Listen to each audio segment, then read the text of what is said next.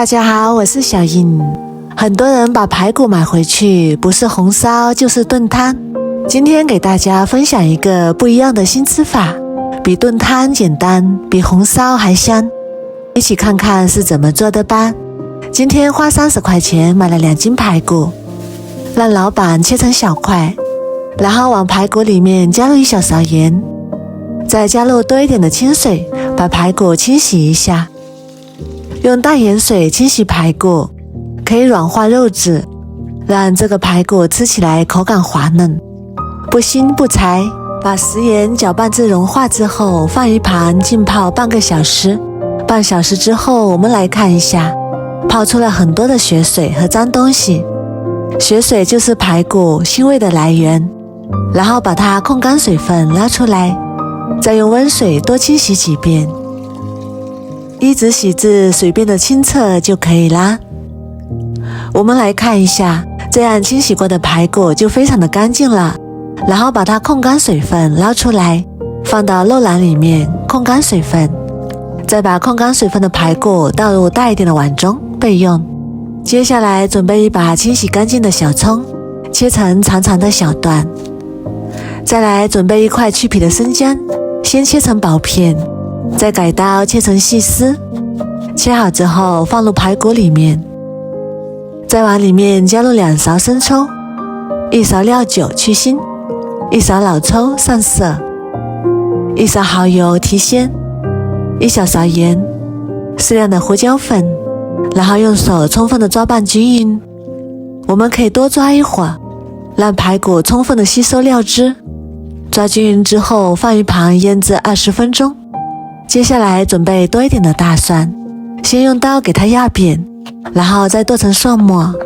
剁好之后装入碗中备用。再来准备半个青椒，先切成长条，然后改刀切成小丁。切好之后装入碗中备用。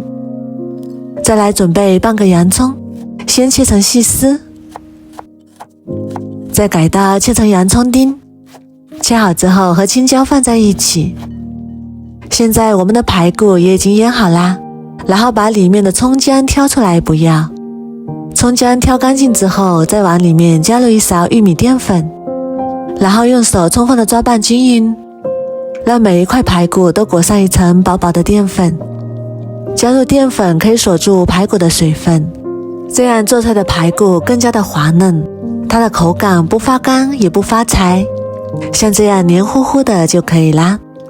然后把腌好的排骨像这样一块一块的放到蒸锅里面，中间要留有缝隙，这样受热更加均匀，而且不会粘在一起。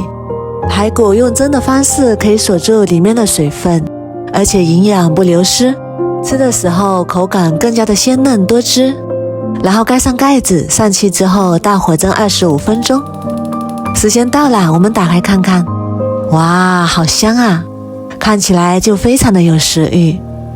这样蒸出来的排骨营养不流失，而且口感还非常的滑嫩。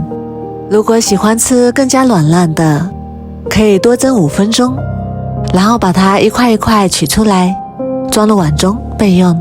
接下来锅中加入少许食用油，油热之后把蒜末加进来，翻炒均匀，转小火慢慢炒，炒出蒜香味。